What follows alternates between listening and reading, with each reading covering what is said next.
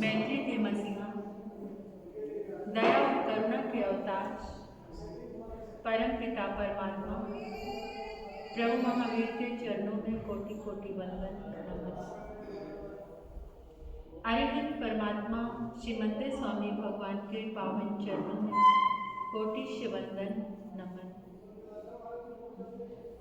श्री आत्म शिव शमन रतन गुरुवे नमः।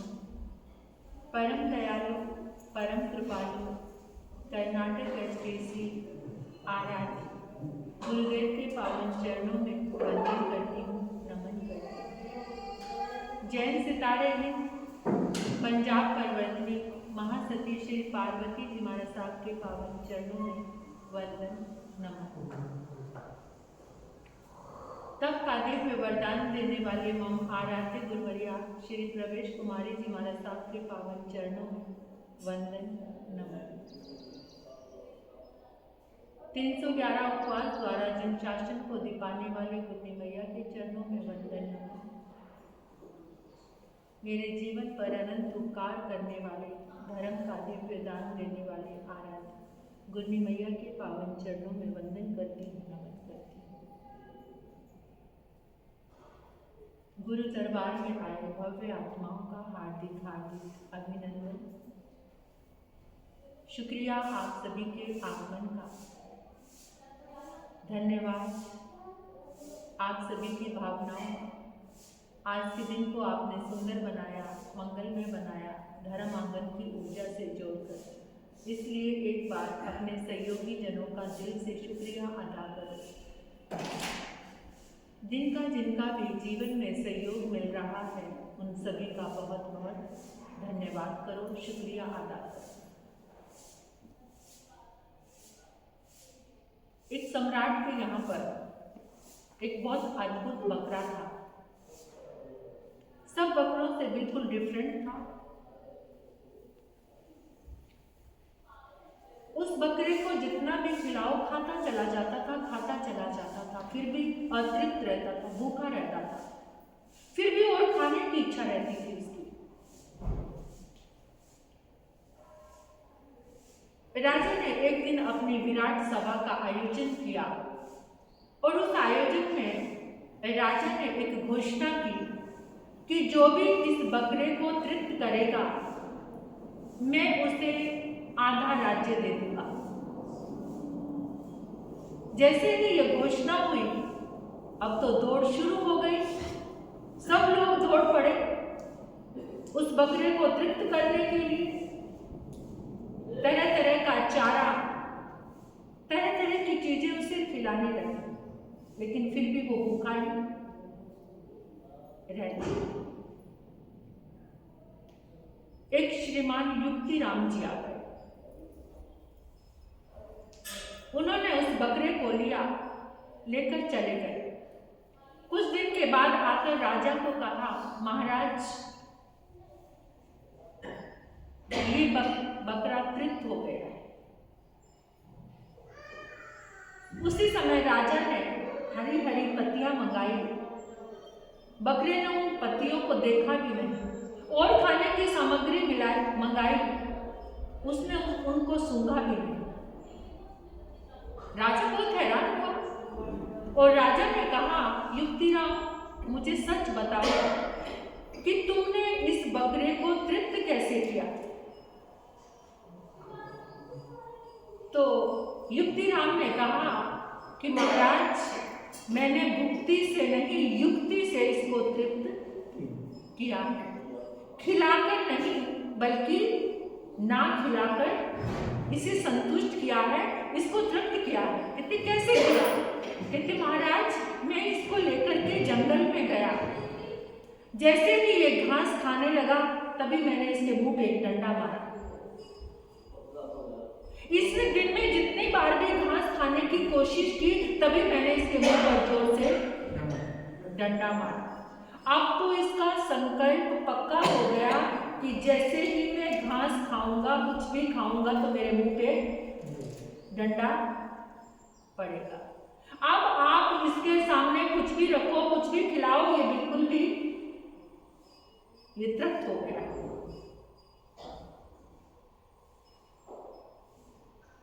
राजा ने कहा, वेरी गुड, शाबाश, ये युक्ति तो हमें पता ही नहीं थी। अब थोड़ा सा खुद को चेक करते हैं। ये जो हमारा मन है ना, ये बकरे के जैसा है। इस मन में इतनी इच्छाएं जागती रहती है, कभी तृप्त नहीं होती। चेक करो अपने मन को। इस मन रूपी बकरे पर जब इच्छा परिमाण का अंकुश रूपी डंडा लगेगा, तभी ये तृप्त हो सकता है। इसलिए परमात्मा ने हमें दिया है इच्छा परिमाण व्रत। जो श्रावक के व्रत आते हैं उसमें क्या आता है? इच्छा परिमाण व्रत।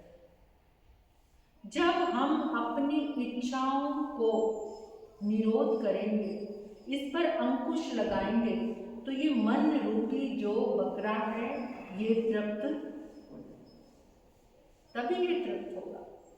वैसे इच्छाओं में तो कितना आगे बढ़ाते चले जाओ, कितना आगे बढ़ाते चले जाओ, और ये आगे से आगे हमारी इच्छाएं कभी तृप्त हुई है? आप चेक करो, अपने आप को देखो कि हमारी इच्छाएं, अभी एक इच्छा की पूर्ति होती है, दूसरी इच्छा जाग जाती है, दूसरी की पूर्ति होती है, तीसरी इच्छा जाग जाती है। साथ वाले को, बाजू वाले को देखते हैं, उसके पास ये चीज है, मेरे पास भी। एक चीज होने के बाद भी आज के इस भौतिकवादी युग में आपके पास यूज करने की कितनी चीजें हैं और संग्रह करने की कितनी चीजें। यूज में कितनी चीजें आती हैं और हमने संग्रह कितना यूजेबल। और जितनी फैशनेबल चीजें आती हैं उन सब का क्या होता चला जा रहा है? संग्रह। एक मोबाइल इनफ, उससे गुजारा होता है, लेकिन पास में रखने के लिए कितने चाहिए? आज नया मॉडल आया है तो वो भी मेरे पास। यानी हमारी इच्छाएं किस कदर बढ़ती चली जा रही हैं, किस कदर परमात्मा कहते हैं जितनी इच्छाएं बढ़ती जाएंगी उतना ही तुम्हारा पाप बढ़ता चला जाएगा। जितनी तुम्हारी इच्छाएं बढ़ेंगी, यानी जितनी चीजों का तुम संग्रह करोगे, उतनी ही तुम्हारी हिंसा बढ़ती चली जाएगी। ये चेक करने की बात हम सबके जीवन में क्या है। जब तक ये इच्छा परिमाण व्रत नहीं आएगा तब तक, और जितने इच्छाएं रहेंगे उतना झूठ बोलना पड़ेगा, जितनी चीजों का संग्रह करना पड़ेगा, उतनी चोरी करनी पड़ेगी।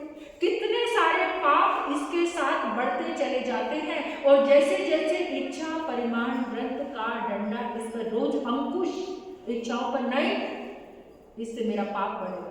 सिर्फ इतना शब्द याद रखना, अनावश्यक चीजों का संग्रह करना हमें छोड़ना है।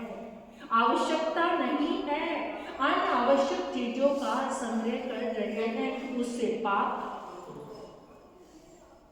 फैलता जा रहा है, बढ़ता चला जा रहा है, उससे हमारी हिंसा बढ़ती चली जा रही है। चीजों के संग्रह में कितना पाप।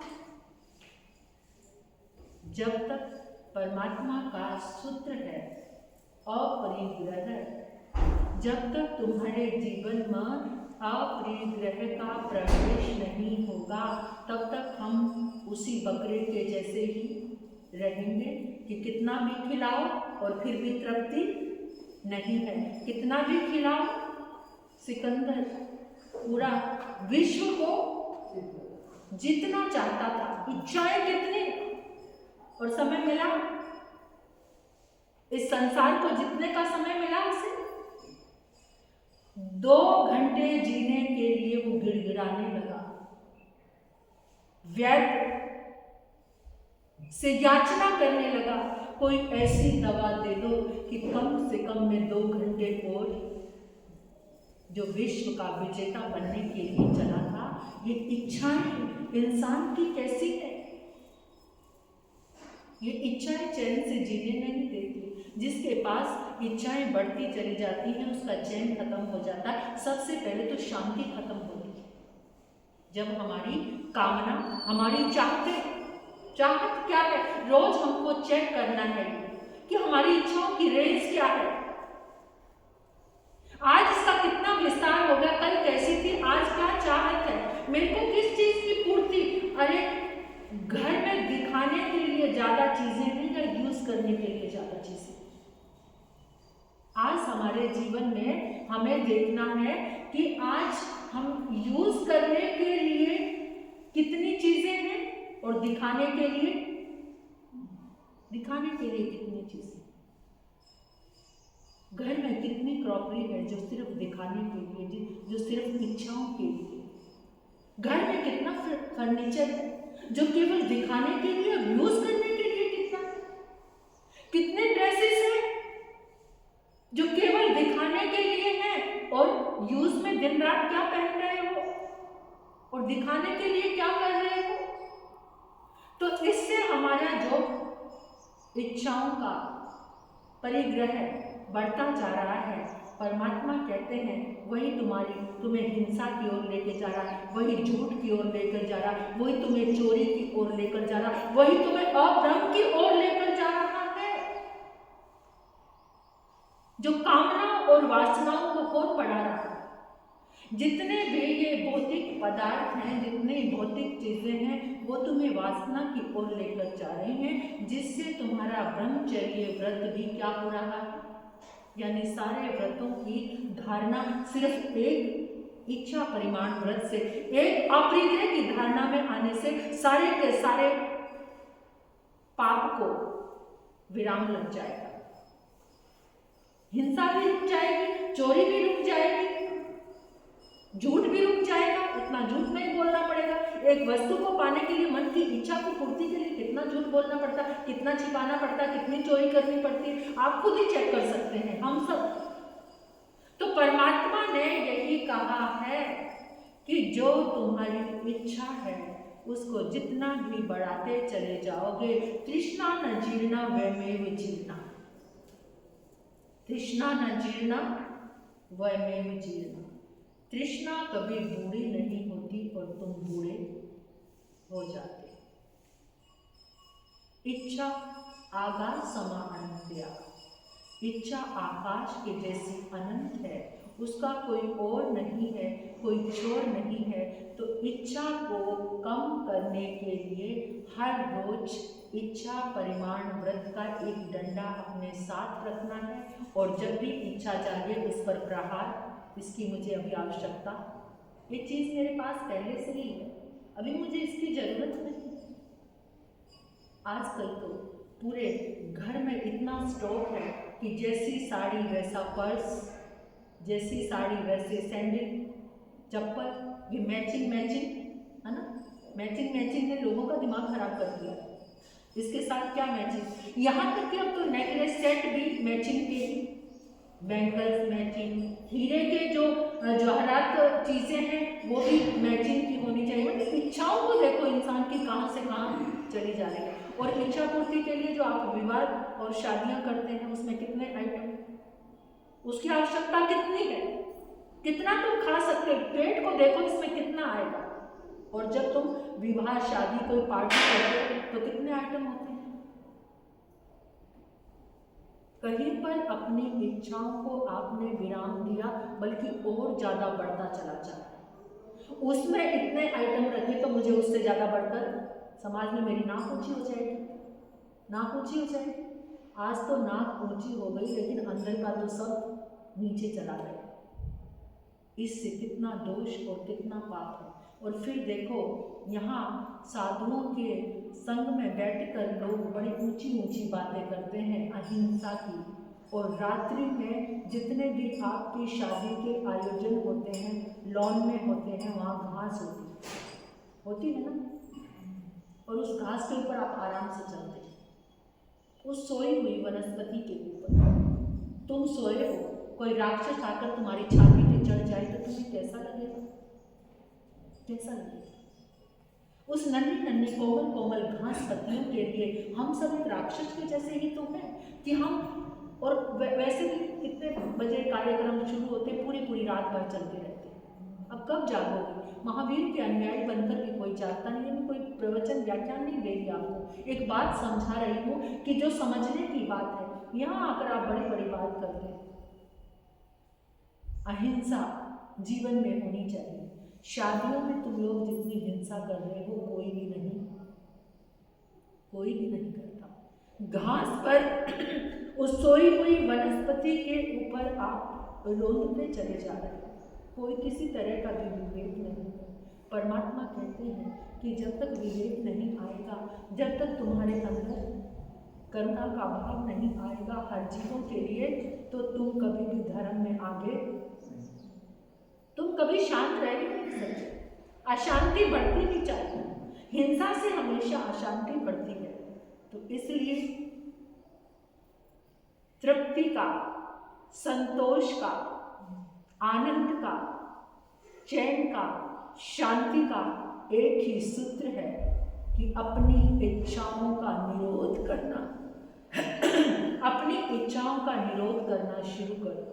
आज एक इच्छा को देखो, सिर्फ एक इच्छा को, कि आज मैं इसकी पूर्ति नहीं होने दूंगा, ये मुझे पाप की ओर, ऐसे धीरे धीरे जब कदम आगे बढ़ते जाते हैं, संतोष धारण करो। अपने से त्यागी को देखो। जब अपने से त्यागी को देखोगे तो तुम्हारे मन में ये भाव जरूर आएगा कि मुझे भी कुछ ऐसा करना है। आचार्य सम्राट पूज्य श्री आत्माराम जी महाराज कहा करते थे कि अगर गृहस्थ को सुखी रहना है तो अपने से नीचे वाले को देखकर चले, कि वो इतनी सी चीज में गुजारा कर रहा है, मेरे पास तो इतनी है, मैं क्यों इन इच्छाओं को बढ़ाऊं। अगर गृहस्थ को सुखी रहना है तो अपने से नीचे वाले को देखकर चले। अगर साधु को सुखी होना है तो अपने से ऊंची करने वाले, अपने से ऊंचा संयम पालने वाले साधु की तरफ देखना चाहिए कि उनका संयम ऐसा है। लेकिन आज हमारी नज़र कहाँ जाती है? कहाँ जाती है? आपकी नज़र भी कहाँ जाती है? उसने इतना सुंदर बंगला बनाया है, आपका बंगला भला है, ठीक ठाक है, लेकिन फिर भी आप उसको रेनोवेट करने के लिए तैयार हो जाते थे कि पड़ोसी ने, मेरे दोस्त ने ऐसा बनाया है तो मुझे भी वैसी वैसी चीज़ें। ठीक ठाक होता है सब कुछ, लेकिन इच्छा ठीक नहीं है। वो क्या करें? आपकी गाड़ी भली चंगी है, अच्छी काम दे रही है, और फिर भी आपने देखा कि मेरे दोस्त ने ऐसी गाड़ी ली है तो मुझे भी ऐसी ही लेकर आनी है। ये इच्छाएं जितनी बढ़ती जा रही हैं, परमात्मा कहते हैं कि सारा पाप इन इच्छाओं से ही प्रारंभ होता है। सारा पाप कामना से ही शुरू होता है, सारी विराधना कामना से ही शुरू होती है। इस कामना को, उनको याद करो जो जीवन में संतोष लेकर जिएंगे। सब कुछ होने के बाद भी जिनके पास संतोष अमृत है, उनको याद करते हुए जीवन जीना चाहिए। तब हम सुखी हो सकते हैं, अच्छे हो सकते हैं। तीर्थंकर आराधना से स्वयं को जोड़ो। अभी हम तो तीर्थंकर भगवान की स्तुति करके भी क्या मांगते हैं? भगवान की भक्ति करके भी मंदिर में क्या कामना रहती है?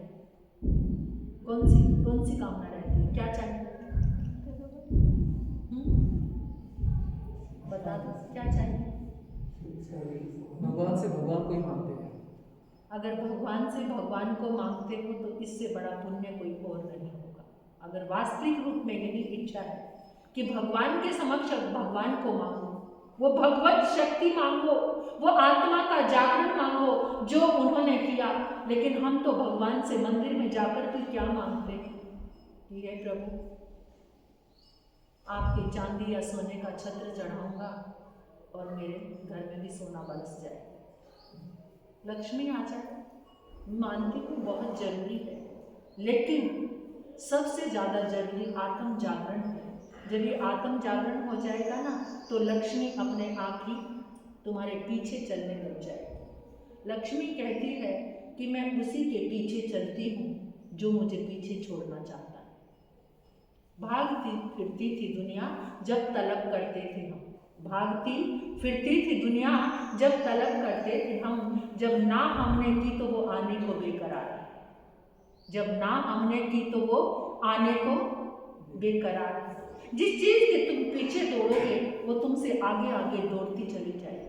वो छाया की कि तुम किसी छाया को पकड़ने के लिए, लेकिन जब तुम उससे पीट कर लेते यानी बैक साइड हो जाते तो वो तुम्हारे पीछे, जब तुम सामने जाते हो तो छाया कहाँ आती है? पीछे आती है।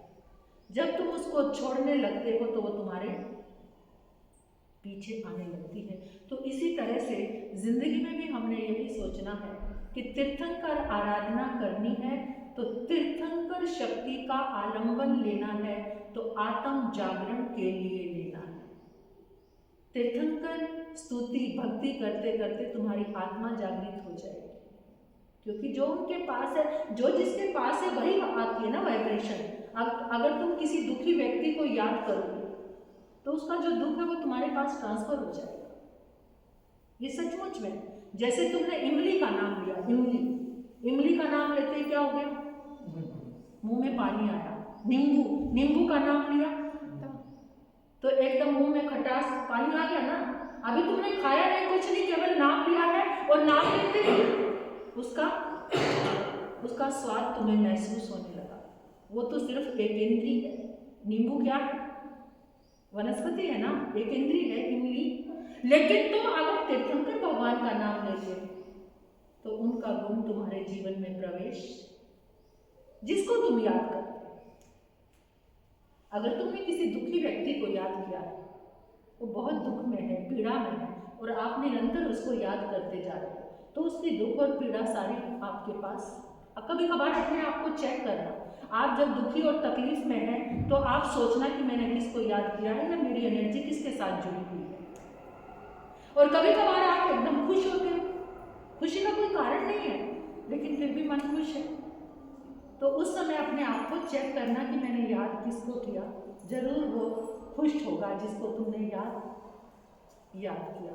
तो जहाँ जहाँ भी हमारा मन जुड़ा होता है, जहाँ जहाँ जिस एनर्जी से भी हमारा कनेक्शन जुड़ा होता है, वो सारी की सारी उसकी वाइब्रेशन, उसका पूरी प्रॉपर्टी हमारे भीतर में समाहित हो जाती है।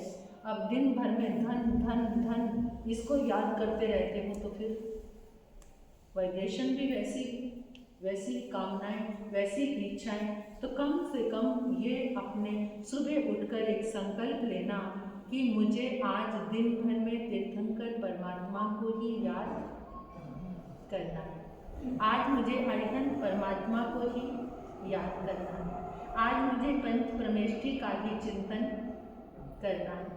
अगर ये आप करते हो तो उनका सारा गुण धर्म आपके जीवन में प्रवेश करता है। कई बार ऐसा होता है कि हमें जबरदस्ती नहीं करनी पड़ती, इच्छा परिमाण व्रत अपने आप ही भीतर साकार होने लगता है। उस ग्रेट पर्सनैलिटी के साथ अपना कनेक्शन जोड़कर अपने आप ही तुम्हारा इच्छा परिमाण व्रत सुदृढ़ होता चला जाएगा, क्योंकि निरंतर वाइब्रेशन अंदर उनकी ही पहुंच रही है जिनको हम याद कर रहे हैं। तो इच्छाएं अपने आप, क्योंकि उनके पास इच्छा नहीं है, जिनको तुम याद कर रहे हो उनके पास इच्छा नहीं है। उनके पास इच्छा नहीं तो यहाँ की इच्छा घटने लग जाती है। और तुम याद कर रहे हो, अरे वो मेरे साथ पढ़ाई की थी, मेरे साथ रहा था, मेरा दोस्त था, देखना मुझसे कितना ऊपर पहुंच गया, और उसको देख देख कर तुम क्या कर रहे हो? दुखी हो रहे हो। वो दुख और वहां तक पहुंचने की इच्छा वो तुम्हें और दुखी कर रही है। ये मनुष्य जीवन मिला है, बार बार नहीं मिलता। आज मिला है, या बार बार भी मिला होगा तो वैसी समझ नहीं मिली होगी, ऐसा शासन नहीं मिला होगा जो आज हमें अरिहंत परमात्मा का ये आलंबन मिला है। चिंतन करने के क्षण हमें मिले हैं, तो इस चिंतन करने के क्षण में हम अपने आप को चेक कर सकते हैं, देख सकते हैं और जान सकते हैं और रोज अपनी इच्छाओं की रेंज चेंज कर सकते हैं। ये देखना है कि अंदर नीड है, इन चीज़ों की जो चीज़ें हैं उनकी नीड है या ग्रीड है। ग्रीड में आगे बढ़ रहे हैं या नीड है? बस हर समय मोर मोर और आए और आए और आए, अभी ये भी कम है, अभी ये भी कम है, अभी इस बच्चे के लिए ये कम है, अभी दूसरे बच्चे के लिए कम है, उसके लिए ये होना चाहिए, उसके लिए ये होना चाहिए। अगर ऐसा जरूरत जितनी है, आवश्यकता, बस एक मीठी सी परमात्मा की सीख है कि जितनी तुम्हारी आवश्यकता है उसकी आकांक्षा करो, जो अनावश्यक है उस आकांक्षा को छोड़ दो। जो तुम्हारी अनावश्यक चाहते हैं उस चाहत से दूर हटते चले जाओ, अलग होते चले जाओ, तो तृप्ति बढ़ती चली जाएगी। और तृप्ति है जो वो खत्म हो जाएगी। तृप्त होना ही सबसे बड़ा सुख है, संतोष में ही सुख है।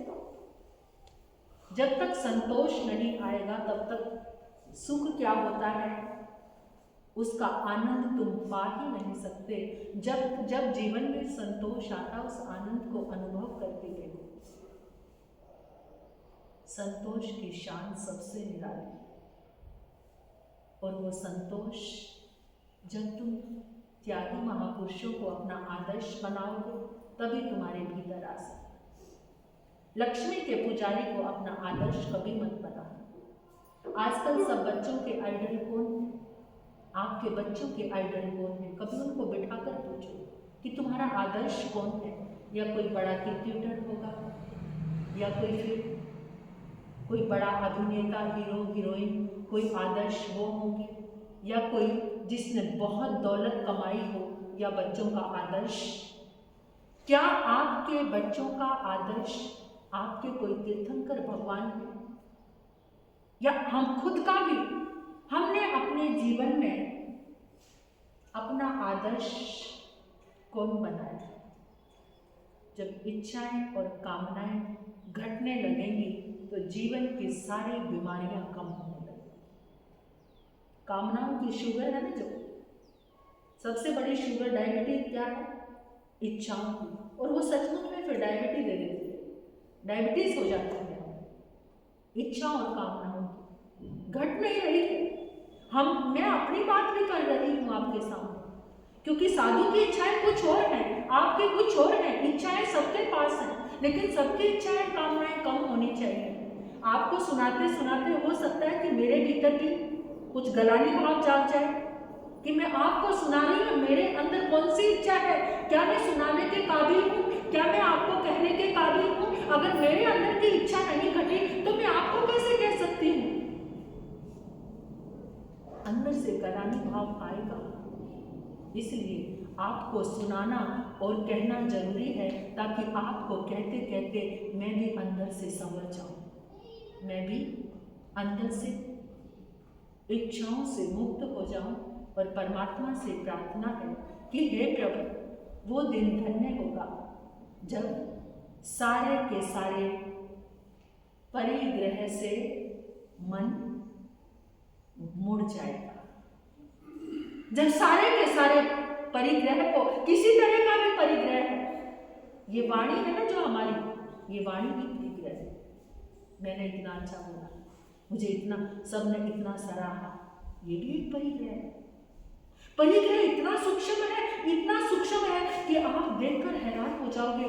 पल पल पर उसको छोड़ने का, उसका परिमाण करने का, उससे सुरक्षित होने की जरूरत है। इतना हमारा अभिमान, हमारा परिग्रह है सबसे बड़ा। गर्व करना, अपनी चीजों पर गर्व करना, अपनी बुद्धि पर गर्व करना, किसी भी चीज पर तुम गर्व कर रहे हो, वो परिग्रह इतना सूक्ष्म है। परमात्मा ने कितना सुंदर दिया है। सिर्फ एक परिग्रह, परिमाण वर्ग में जब आ जाते हो तो सारे के सारे वर्ग आपके संवर जाते हैं, सारे के सारे पाप छूटने शुरू हो जाते हैं। लेकिन कब आए उदाहरण? प्रभु से प्रार्थना कि हे प्रभु ऐसा सौभाग्य सबका जगाओ, ऐसा सौभाग्य सबका जगाओ कि सबके अंदर ये सद्बुद्धि का जागरण हो कि सुखी रहने का मार्ग क्या है, छोड़कर तो सबको जाना ही जाना। तो फिर जीते जी क्यों ना थोड़ा थोड़ा छोड़ना शुरू करें, छोड़कर तो जाना है और कब विदाई हो जाएगी पता नहीं। तो धीरे धीरे क्यों ना थोड़ा थोड़ा यूज करो, यूज करने की कोई मनाही नहीं है। परमात्मा करेंगे तुम्हारी आवश्यकता जो है उसकी पूर्ति करो, लेकिन जो अनावश्यक में तुम उलझे हुए हो वही तुम्हारा परिग्रह है। जो अनावश्यक में तुम मूर्छित हो गए, पागल हो गए, अनावश्यक में तुम मदहोश हो गए और उस अनावश्यक को भरते चले जा रहे हो। अरे पुण्य श्रावक, जाति का दंभ करने वाले आज सोचे वो पुण्य श्रावक कहाँ उसका जन्म हुआ था, किसके घर जन्म हुआ था पता आपको? नहीं। पुण्य श्रावक का नाम सुना है आपने? पुण्य श्रावक की एक समाहित आज तक कोई जिंदगी में कर नहीं पाया। पुण्य श्रावक का जन्म कहाँ हुआ था?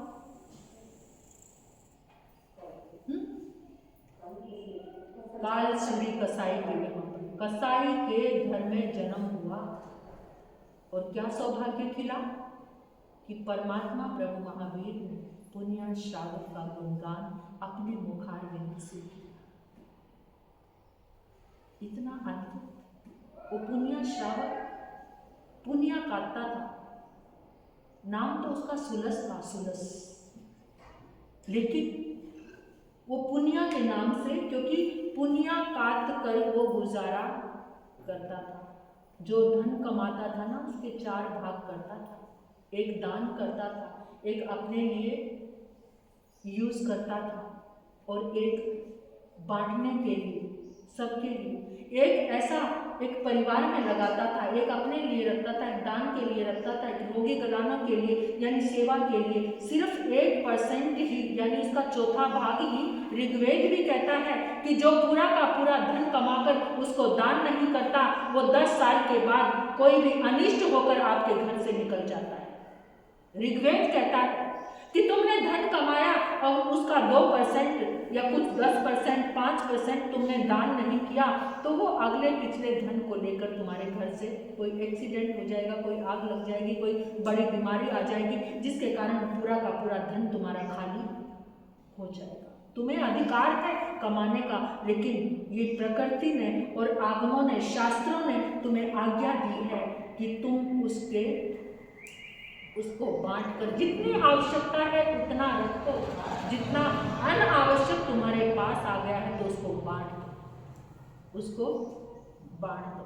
और जो बांटते नहीं हैं उसको संग्रह करके रखते रहते हैं और उसके साथ इतना कोरा जुड़ जाता है तो फिर मरने के बाद क्या बनते हैं पता है? ये उसके ऊपर बैठे रहते हैं। फिर मरने के बाद ये बनकर किसी को हाथ लगाने भी नहीं देते। बहुत सारे ऐसे किस्से कहानियाँ जीवन में आए। तो इसलिए ये कहा है कि प्रभु कहते हैं कि जीवन को सुखी करना है तो संतोष को धारण करो, इच्छा परिमाण व्रत तुम्हें तृप्त बनाएगा। रोज एक इच्छा का डंडा लेकर अपनी इच्छा निरोध अंकुश लेकर के रोज अपनी इच्छाओं पर एक डंडा लगाओ, जिससे तुम्हारी इच्छाएं सिर्फ आवश्यकता बन जाए, अनावश्यकता में जो आगे बढ़ रही है वो छूट जाए। तो डे बाय डे आपके लिए दिन बढ़ते जा रहे हैं, कुछ ऐसा समागम बन रहा है, कुछ क्या करें। आपने तो एक दिन की चाहत की थी, वो चाहत कुछ ज़्यादा ही कर दी आपने। ये भी इच्छा बढ़ गई। हाँ, ये भी इच्छा बढ़ गई। चलो संत वाणी सुनने की इच्छा अच्छी है और इतना हमारा विहार भी रुक गया है, तो अब गुम्मी भैया के मुखारबिंद से आप सुनेंगे। नहीं बैठेंगे।